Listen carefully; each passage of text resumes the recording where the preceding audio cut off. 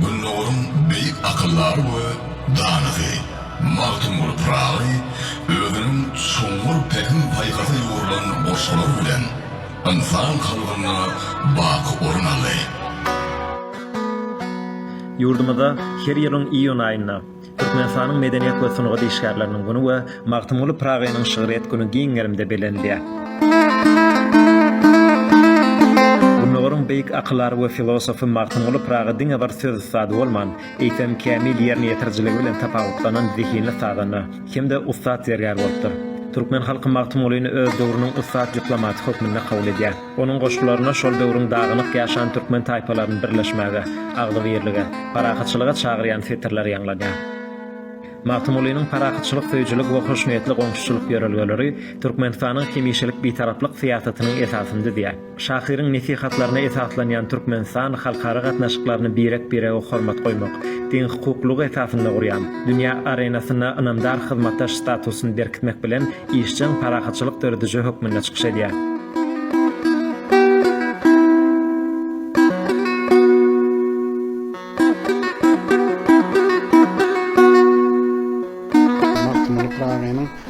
Şagyrlaryna diňe bir dini, sohbetçilik ýa-da bir terbiýetçilik ähemli pikirler diýerler. Eýsem Magtumul Prağyda ilmiň durlugurlary bar. Şol döwürlerde Magtumul Prağı dünýä döwletleri bilen bir diplomatik gatnaşyklary ýoly goýmak maksady bilen elbetde şolardan bir haraýsa şeýle hem bir döwlet gurmak täýärlerini öwrenmek maksady bilen dünýäniň durluk künjogyna syýahat edýär. Diňe bir Magtumul Prağyda eýsem Magtumul Prağynyň kakasy hem ören uly alim hasaplanýar. Häzirki wagtda biziň gözüňimizde janlanýan Magtumulynyň tanış portretiniň döreýiş taryhy hem öz bolşudyr. 1947-nji ýylda şahyryň keşfini döretmek boýunça eglan edilen bäýatleşikde Naqqaş Ayhan Hajiýew ýeň şygalanýar. Suratkeş ilham gözlegine akyllaryň doguduk mekanyny, etrek summar derýalarynyň ýakalaryna ugraýar. Naqqaşyň öz ýatlamalarına görä şahyr onuň düýşüne giripdir we ustad ukudan oýananmadyna bu taryhy keşfi şo wada kagda geçiripdir.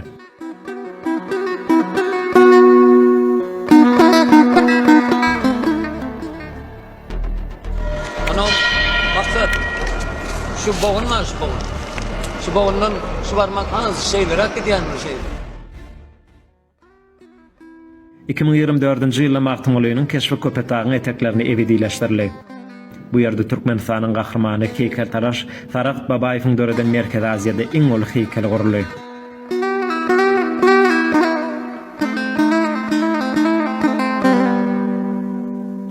Şu heykeli yatamağı bana inandylandygyna men şonu bir dole anam ödenme, gaty ödümi bagtlasan edýär. Mundan 3 asr ozal ýaşap geçen beýik şahyr akyllaryň gol ýazmalarynyň asyl nusgalary bolsa, şuň köneçenli Türkmenistanyň Ilymlar Akademiýasynyň Magtumul Adynaky dil, edebiýat we milli gol ýazmalar institutynyň ýürüýte arhivlaryna kymmatly medeni miras hökmünde aýawl saklanýar.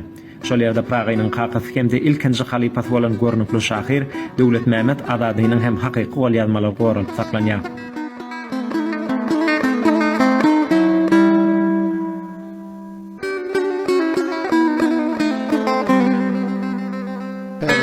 Magtumul Prağı degişli en gadymy gol ýazma eseri 1779-njy ýylda ýazan gol ýazma eseri bolupdyr. Ol hem biz iň bir büýsanlar ýany Magtumul Prağynyň özü aýatda diýer wagt ýazan gol ýazma eseri häzirki wagtda Türkmenistan döwletinde ýani Türkmenistan Ilymlar Akademiýasynyň Magtumul Adynaky dil, edebiýat we milli gol ýazma institutynyň gaznasynda saklanýar.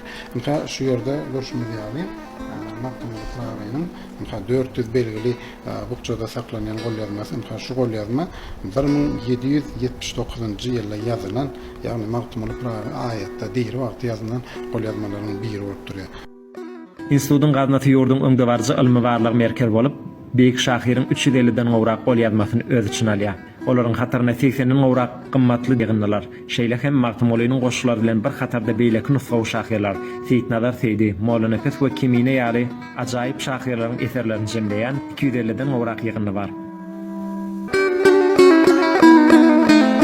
Şahyryň saýlanan eserler dünýäniň köp sanly dillerine terjime edildi we bu gurdaky işler şuň köne hem işçiň dowam etdirilýär. Pragynyň agdyberligiň, watançylygyň, söýgüniň we mertligiň mukamyna gurilen goşgular şuň hem her bir türkmeniň kalbyna ýanglanýar. Onuň kitaplary bolsa her bir öýüň törüni berýär.